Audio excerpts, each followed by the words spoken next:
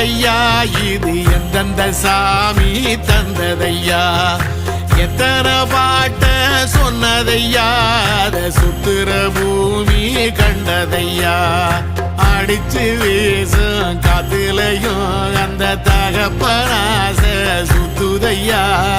பிடிச்சு பூக்கும் விதையிலும் ஒரு வம்சத்து கதையே உள்ளதையா